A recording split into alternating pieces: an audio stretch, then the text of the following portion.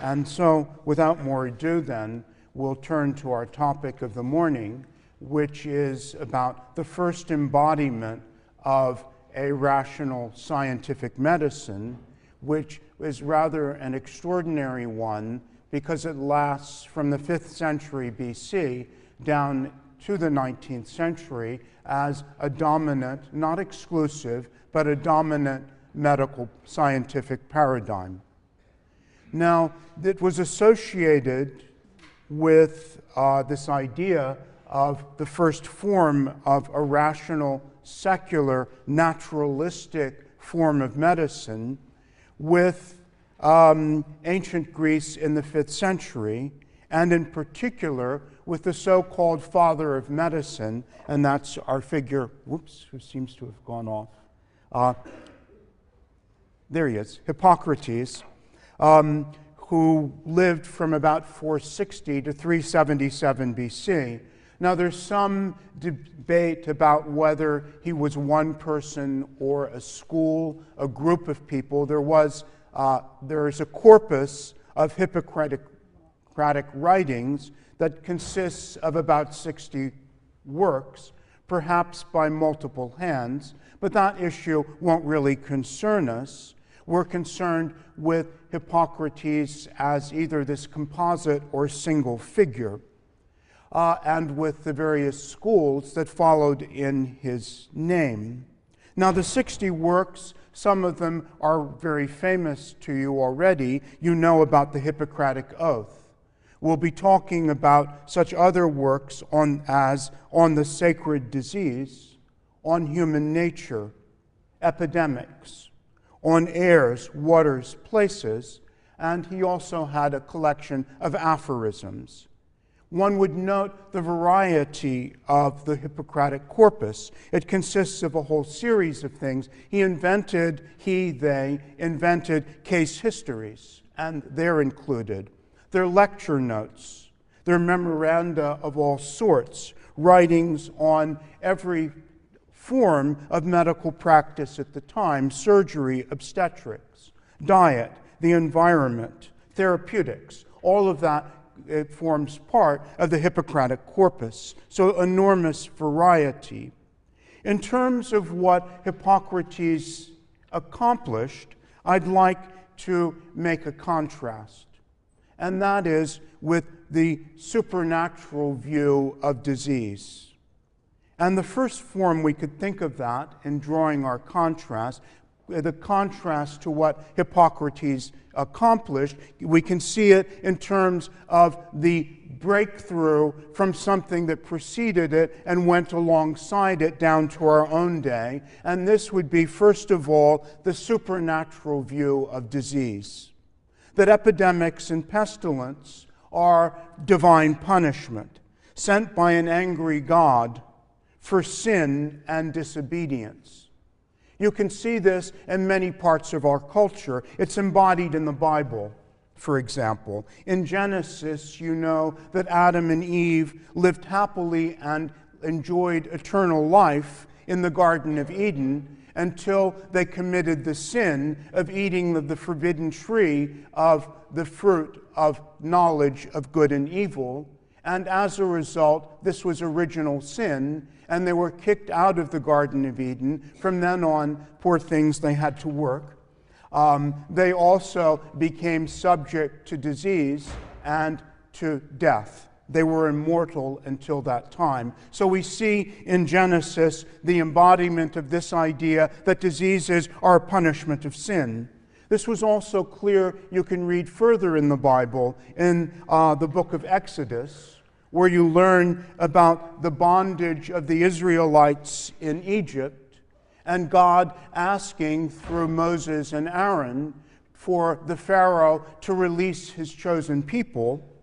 But the Pharaoh's heart was hardened, and so the Egyptians were punished with the series of terrible plagues that are all in Exodus. Another way of the embodiment of this was in Psalm 91, and this is of particular importance to us, and let's move to share this with you. This is the text of Psalm 91. This is particularly important because it embodies the idea of plague and pestilence as a punishment by God, but also in terms of our historical experience. As you're reading Daniel Defoe, you'll realize that it's Psalm 91 that was read out from the Christian churches during times of epidemic. This was the Great Plague Psalm. It embodies hope and an interpretation of what the experience of plague was all about. So let me read part of it here.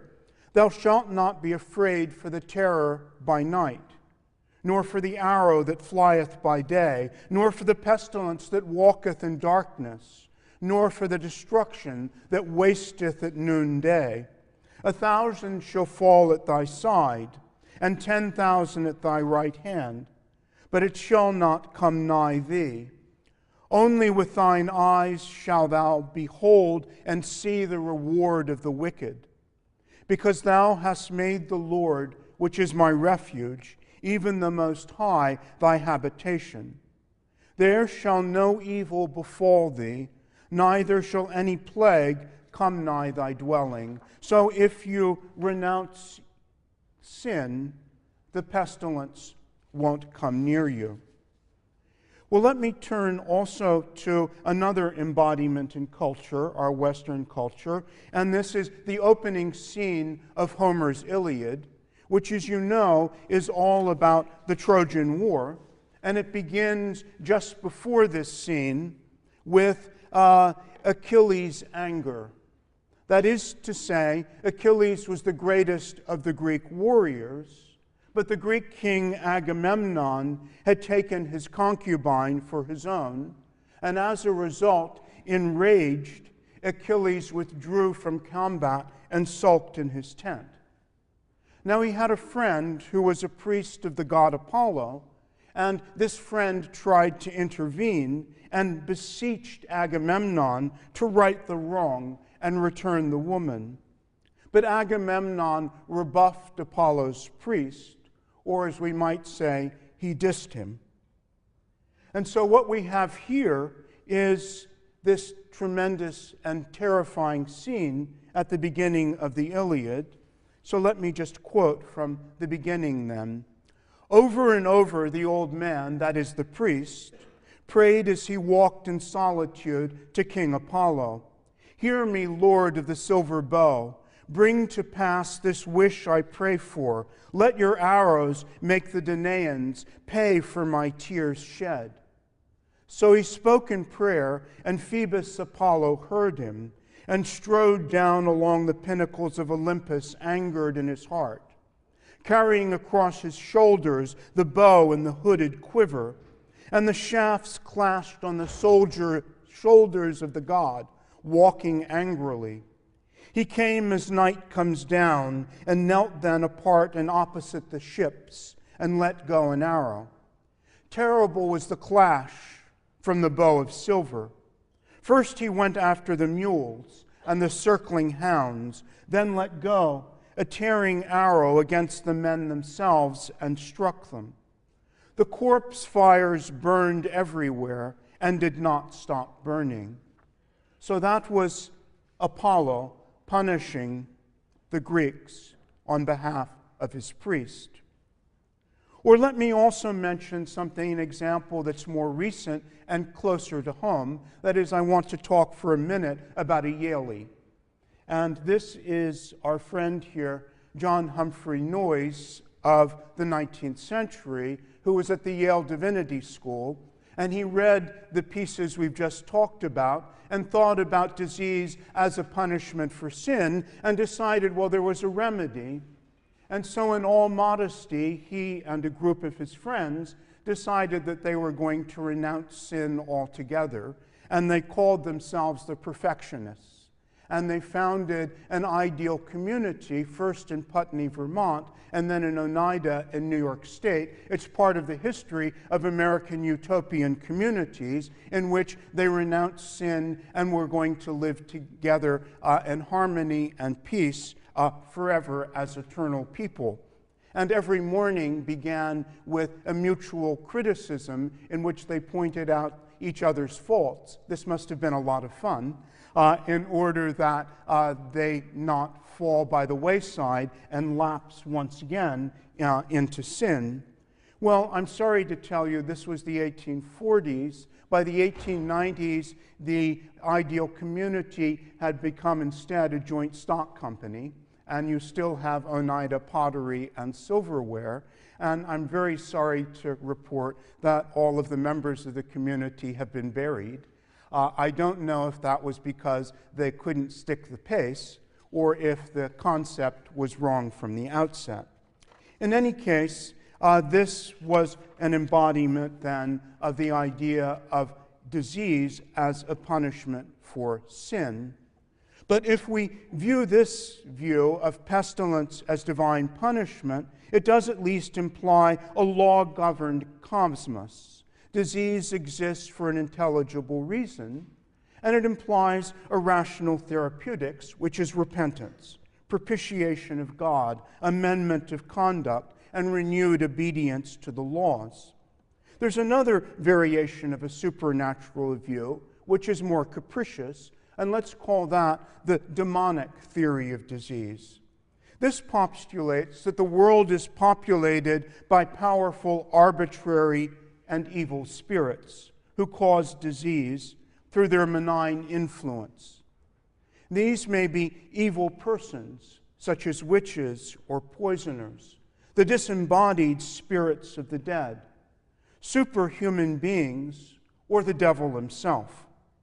We'll see this view throughout the course, the idea that epidemic diseases are diabolical plots, not natural events. There's some occult secret crime caused by the poisoning of witches or scapegoats, and this gives rise to witch hunts, to hunt down and punish the guilty.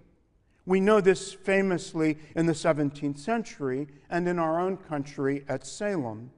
But the idea was clearly expressed in Europe by Martin Luther, who declared, "I would have no pity on the witches. I would burn them all." Alternatively, that was a good therapeutic idea. Alternatively, a person could be deemed to be inhabited or possessed by an evil spirit. And in that case, the cure was to cast out the devil through exorcism.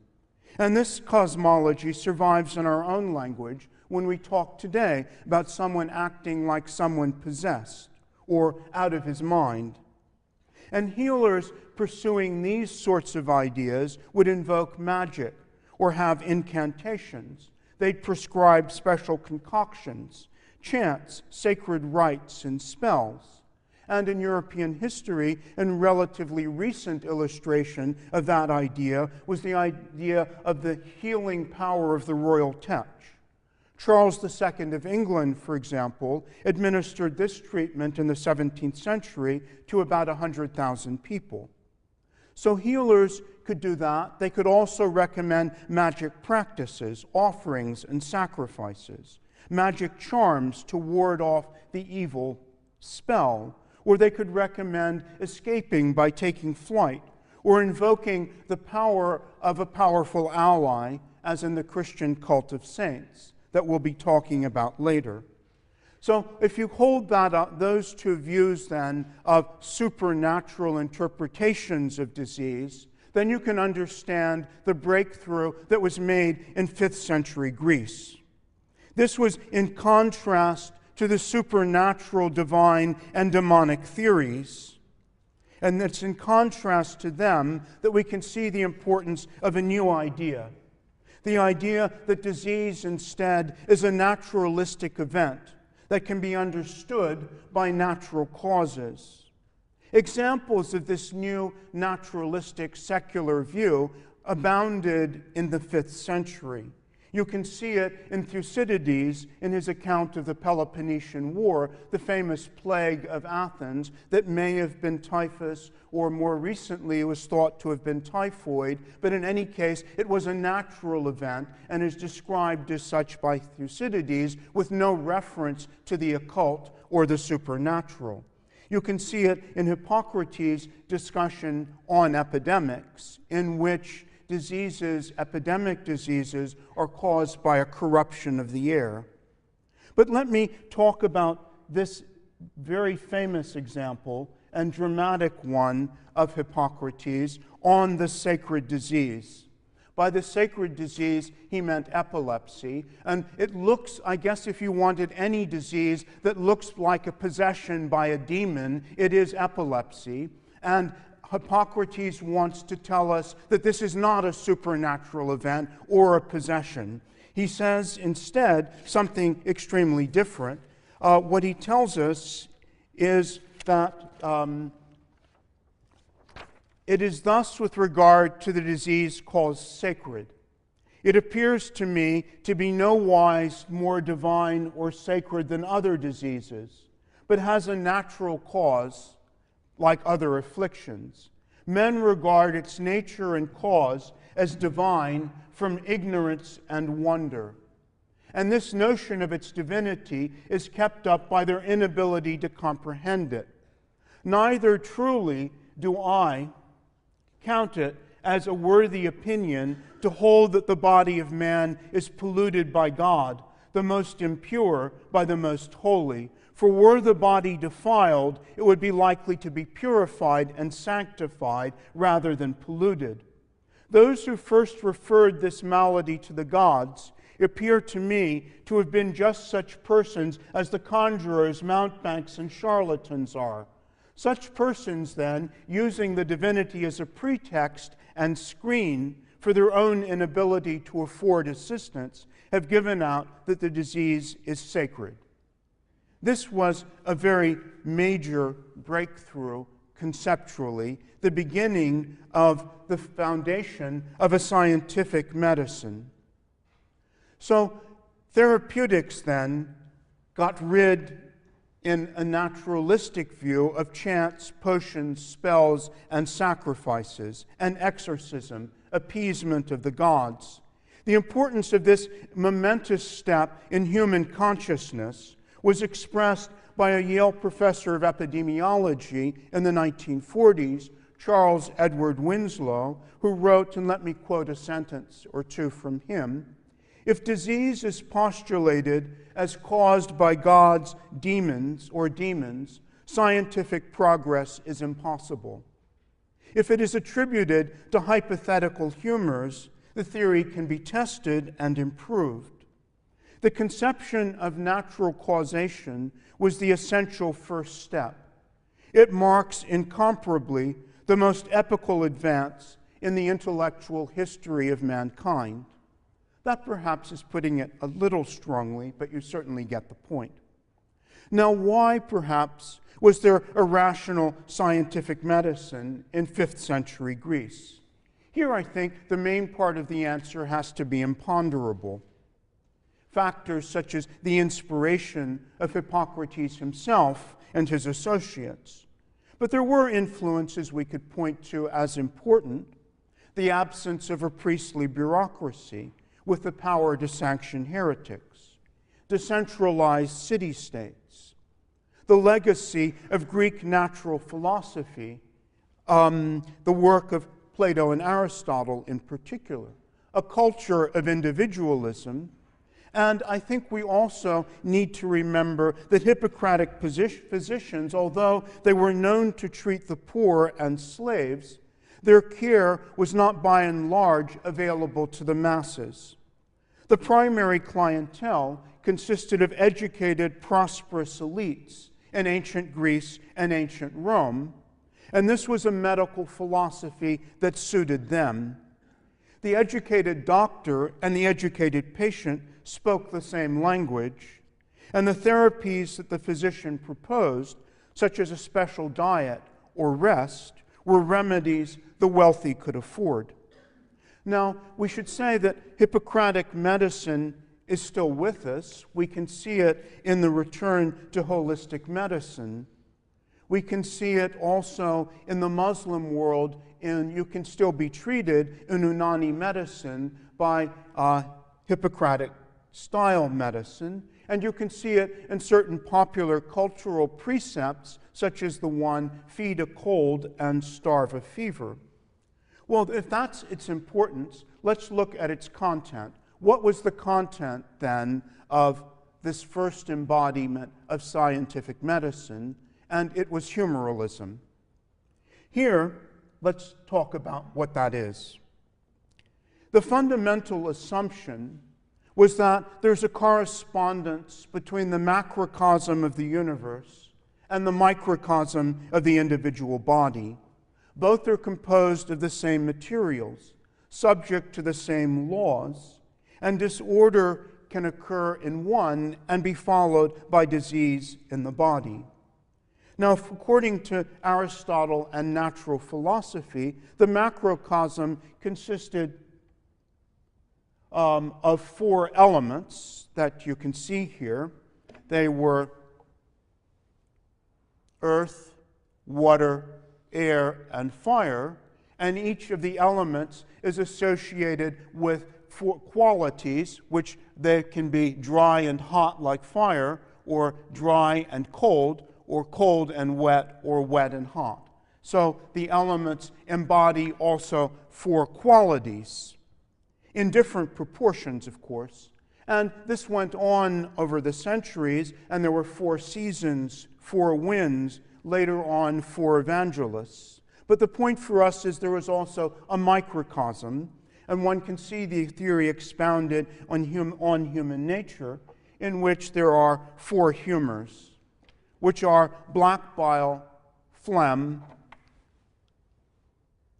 black bile, yellow bile, and blood. And each of those also, the body is composed of these, and each has qualities of as being wet and cold or hot and dry. This also determines the balance of these humors in the body, the four temperaments, whether you're melancholic, phlegmatic, choleric, or sanguine. Those words survive in our culture. There are four ages of man, four principal organs of the body, the spleen, the brain, the liver, and heart. You see the importance of four. And the system is axiomatic. It's based on deductive reasoning from first principles. Central, of course, to all of it was the climate of Greece, with its seasonal patterns and its specific patient population.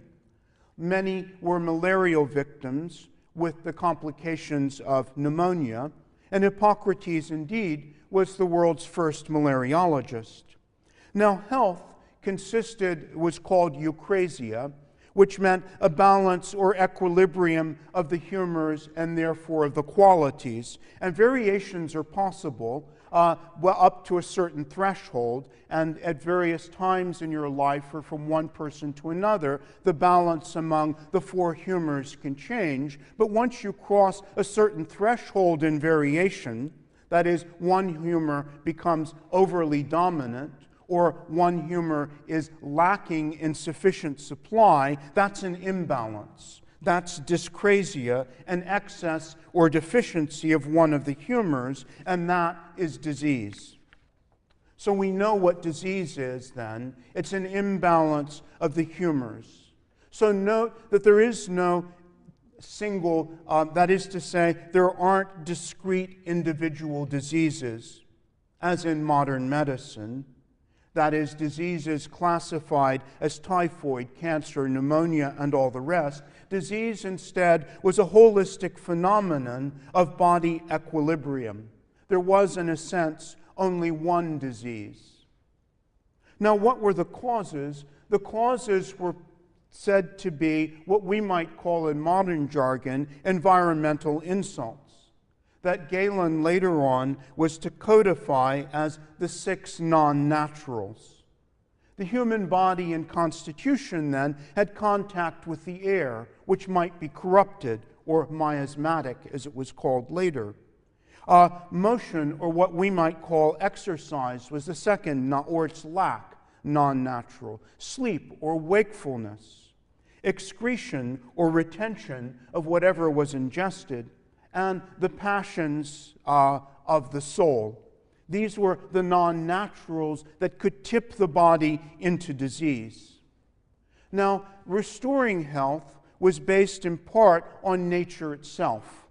That is to say, there's a teleology of the body embodied in the phrase vis medicatrix naturae, which is the healing power of nature. And the means to restore the body, in other words, strives to restore equilibrium through its innate heat or through the elimination of excess humors when you sweat, you sneeze, or you vomit.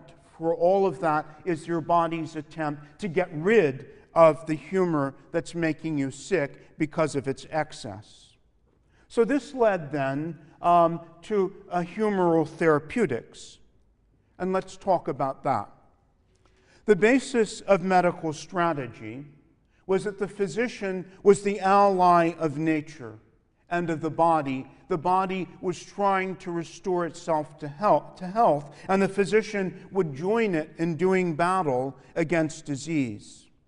He would read the signs to decipher the underlying process, would take a case history, would practice close observation, taking the pulse, listening to the body, and would examine the urine, its color, its density. He would smell it and taste it, and see whether it contained blood or was frothy, as all of those were worrying prognostic signs. It was a holistic treatment where you didn't treat individual symptoms, but the whole constitution. And it also had an idea of the individualism of the patient. Treatment should be tailored to the constitution of the individual. There are no disease entities, because disease is not a thing, but a process. So this was a medicine that was rather indifferent to diagnosis or classification. What it stressed instead was the answer to the patient's eternal question, am I going to be all right, doc? Prognosis was what really mattered to the Hippocratic physician. The therapeutic principle was that opposites treat opposites. So if you have an excess of a dry and cold humor, like the black bile, if that's the humor that's causing your illness, then you would like perhaps to give the patient a food to ingest that would be wet and hot. And hot in this case, think of it not simply as the touch. We think of it when we talk about spicy food as being hot. So all the elements that you have also have qualities, and so diet is very important to this therapeutics. So the tools available to the physician then are first of all diet. In some sense, the Hippocratic physicians thought we are what we eat. And all foodstuffs had qualities, hot, cold, moist, dry, to balance an opposite defect or excess in the human body. Exercise was also important. A change of environment, in modern terms, going to a spa or a sanatorium. Moderation in the emotions, moderation in sex. And medication was important because they did practice, Hippocratic physicians, internal medicine. Examples were to promote evacuation by providing emetics, sudorifics, purgatives, or diuretics. And most important, perhaps, was a primacy of venesection, by which I mean bloodletting or phlebotomy, that became the hallmark of the Orthodox physician. Medicine, in other words, was conceived as a process of addition and subtraction, adding what is wanting and subtracting what is in excess. Now, you may have your doubts about venesection. Let me just mention some of its advantages in the eyes of Hippocratic physicians. It was systematic, like disease itself. Its effects were immediate, and you could control them. It was speedy. Its limits were also self-evident to the experienced doctor. Perhaps the patient fainted, the pulse disappeared, or the color of the blood altered. There were, however, of course, contraindications to bloodletting: old age and deficiency of blood, the summer heat, evacuation already occurring by other means, or extreme cold. So the lancet, the instrument for bloodletting, there we have real lancets, became the symbol of the Orthodox physician down through the 19th century.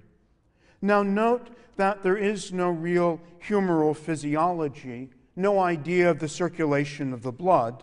The heart is not a pump, but a furnace, drawing air from the lungs, heating it and distributing as innate heat in the body. So this was the first embodiment of scientific medicine. I want to talk about an alteration that it went through the second father of medicine, and this is another Greek physician who lived, however, in ancient Rome, and that is Galen. And that's a picture. Now, he lived in the 2nd century AD from 130 to about 201, with his formative years being lived out in Rome. His personal qualities are important. He was very different from Hippocrates. Hippocrates was a great observer and empiricist. Galen instead prided himself above all on his knowledge of the texts of Hippocrates. He almost worshipped Hippocrates, but regarded himself as the authorized interpreter of Hippocratic works, which he turned into a dogma. Now in Rome, Galen was physician to the gladiators. His personal position helps explain his influence. He then became private doctor to the emperor. And he regarded himself as the ideal physician, philosopher, and scientist. He was a man of overweening self-confidence, who had nothing but withering scorn for his opponents and colleagues, whom he called murderers, amateurs unversed in Hippocratic wisdom, as he called them more ignorant than animals. It was true also that Galen had an encyclopedic knowledge, and we can only understand his influence if we remember that he was a man of immense knowledge of all branches of the medicine that existed at his time, and only half of his written works survive, but they alone fill 12 volumes of about 1,000 pages each. In other words, he was extraordinary in his productivity, and that too is important on his influence. Now, Galen had a view that was foreign to us of the meaning of scientific progress. To him, Hippocrates was the permanent foundation of medical science, and the main tenets of that science could never be overturned or revised. Instead, there was no room in his thinking for scientific revolutions. The writings of Hippocrates were valid forever. They could only be completed and perfected. And in fact, that was Galen's view of himself. He was the person who perfected Hippocratic ideas, so in fact, further progress was probably unnecessary and perhaps impossible. So Galen became the authoritative interpreter of Hippocrates. So this is what we might call Galenism. And in his hands, Hippocrates became a cult figure, an object of veneration and almost worship. Hippocrates, about whom so little was known in his personal life, was now endowed with all manner of apocryphal virtues. He was idealized as a model of wisdom, courage, temperance, humanity, and honesty. Mythologies developed about his religious piety, his heroism, and his hard work. There was a legend that he was descended on his father's side from the god Asclepius, and on the maternal side from Hercules. He was said to be a great patriot who saved Athens from the plague, a man who scorned money and was perfectly wise and perfectly just. So he became one of the greatest cultural figures of antiquity, an equivalent in a different way of Socrates, Plato, and Aristotle. Now, probably some of you are wondering, we've talked about humoralism and its advocates, and you'll want to know, well, that's all very fine. Did it work? I'd like to say that humoralism had a number of strengths. It was a quantum leap from magical thinking to naturalistic explanations of disease. It appealed because it was accessible to educated laymen. Contemporaries with an education understood everything that Hippocratic and Galenic doctors said and prescribed. It was consonant with contemporary understandings. We also need to know that Hippocratic and Galenic physicians practiced therapeutic modesty. They did not participate in surgery, except, for example, for setting bones, lancing abscesses, and practicing venesection. But the internal cavities of the body they knew were off limits. It was based on observation. They took case histories. And we ought to remember, in terms of medical effectiveness, that my wife, for example, who is a primary care physician, says that about 75% of patients who present themselves in a clinic have self-limiting illnesses or psychosomatic ones, and mostly need reassurance that everything will be all right. So the point about Hippocratic medicine was that experienced physicians accustomed to seeing ill people would be pretty good at prognosis and reassurance. They would refuse to treat cases they regarded as hopeless, and hopeless cases they also had a referral system we'll refer to in a minute, which was to temples. I'll come back to that in just a second. There were, however, a number of weaknesses. So Hippocratic Galenic medicine had a number of powerful strengths. It provided a lot in terms of reassurance and prognosis, and the answer to that eternal question, will I be all right, doc? And the other question, what can I do to help myself? There were a number of weaknesses. It was a closed system. It was based on deductive reasoning and came to be bound up in the authority of the ancients, with empiricism fading away, and indeed in later centuries it comes to be called library medicine. It was anchored in a cult of personality, the cult of Galen, and through him of Hippocrates, and practiced a cult of antiquity, with knowledge almost becoming a form of revealed truth. So Galenism involved authority and tradition, an elite medicine of university-trained physicians who were involved particularly in their training in studying the classics. So how do you train a physician? You have them read Hippocrates and Galen in the original languages. Now, I don't want to say, however, that there were no challenges. It's extraordinary to reflect that humoralism as a dominant medical philosophy persists into the 19th century.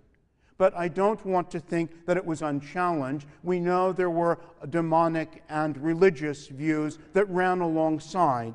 But in addition, there were a series of scientific challenges that occurred in a number of major shocks to the system that slowly weakened its hold and gave rise to doubters, but did not thoroughly dismantle humoralism until the late 19th century. And even then, it persists in popular culture and some forms of alternative medicine. What were some of these challenges? I don't expect you to remember these at this point. We'll come back to them later in their course, but just so that you'll understand that it wasn't as though this system never had challenges. Protestantism was a challenge, with the challenge to authority and established texts. And Paracelsus, whose dates are on your handout, was called the Martin Luther of medicine, who rejected Galenic and Hippocratic medicine altogether. William Harvey discovered the circulation of the blood that overthrew or challenged Galen's anatomy and his physiology. which were proved not to correspond to the observed results of dissection and pathology. So the discovery of the circulation of the blood was a major blow, although oddly enough, Harvey himself never rejected humoralism, Hippocrates, and Galen. Then there was the scientific revolution, and in particular one can think of the chemical revolution associated with men like Joseph Priestley and Antoine Lavoisier. They destroyed the Aristotelian notion of elements. Earth and air, for example, were found themselves to be composed of a great number of modern elements that go to make up what we know as the periodic table. And more generally, the scientific revolution marked a democratic turn from authority to empirical evidence, and it visioned scientific and medical knowledge as infinitely expandable and not bounded by set texts. And then, from the point of view of our course, the experience of epidemic disease, as we'll see, made the idea of dyscrasia improbable as a mechanism needed to explain epidemic disease, because it's fairly flimsy as a basis for explaining why so many people in a single place at a single moment of time had their equilibria all unbalanced at the same moment. So the experience of epidemic disease is important, and we'll see the physician Fracastoro came up with the idea of contagionism many centuries ago. In the 19th century, we'll see also with the development of pathology the idea of disease specificity, and finally, in the late 19th century, the germ theory of disease, which offers an entirely different paradigm for disease. So that's the journey we'll be taking to the time when humoralism is replaced, and we'll look at various embodiments along the way of what people considered to be scientific medicine. But here a number of you will be thinking that I've involved myself in an important contradiction.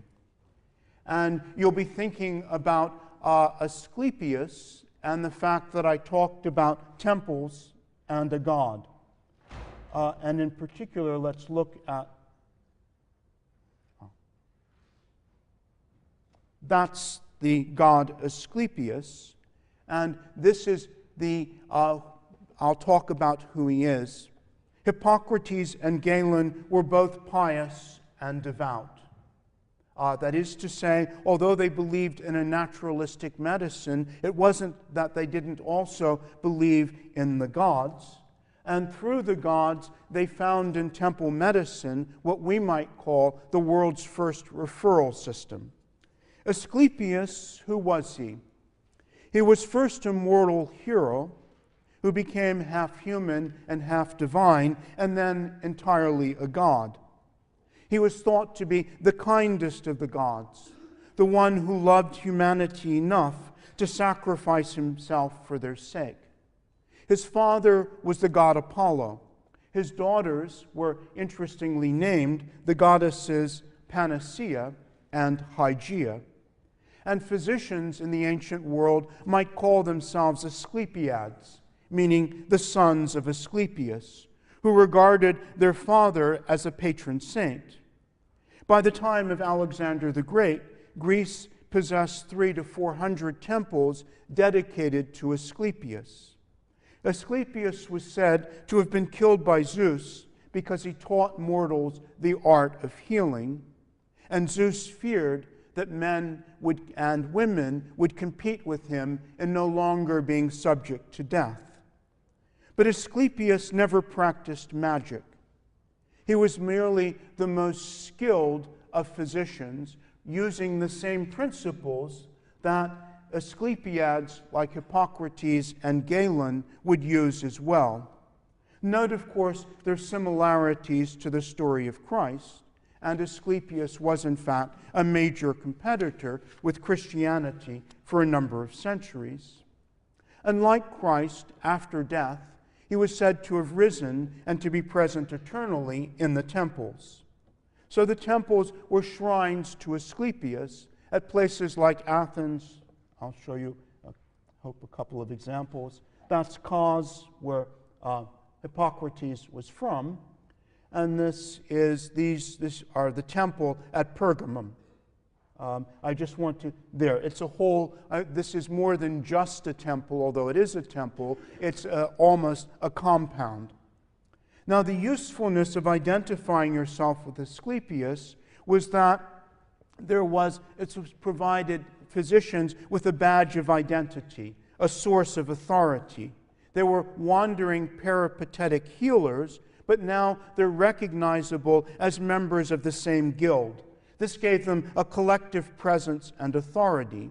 And Asclepius also vouched for their ethical conduct. Remember, these are peripatetic physicians whom you invite into your home. And so they needed to have someone vouch for them, and he vouches that they're good doctors and that they have special care for the poor who can't pay him. But again, there is no contradiction with naturalistic medicine. The temples were precursors, in a way, to health spas, sanatoria, or hospitals. There they provided care for the poor and the seriously ill. Patients could enter the precincts of these compounds, after a period of preparation in which they bathed, fasted, prayed, and offered sacrifice. But the therapeutic strategy comes to them in a particular way, which is called an incubation, which is to say that at night, after you've prepared yourself carefully in the way I just mentioned, then the priest will help you, and when you fall asleep at night, you'll have a dream. This is the incubation, and the god Asclepius will appear to you and tell you the strategy you should pursue in order to become well again. But the strategy was nothing other than what a skilled physician would have prescribed had he been skillful and wise enough to have known. There was never a treatment prescribed by Asclepius by magical means or miracles or by practices that weren't accessible to the ordinary doctor. So this is humoral medicine, the first embodiment of scientific medicine, and I want us to look for the next several sessions at the way in which it was used as a lens to view the experience of terrible epidemic catastrophes. And we'll look also at the way in which the experience of bubonic plague and other epidemics challenged or raised major questions about humoral theory and helped propel the scientific medical elite towards a different view of disease and what it was. So we'll see epidemics beginning next time as a process, and we'll also want then to explain it, and we'll look at bubonic plague as the first of our major epidemics in our course.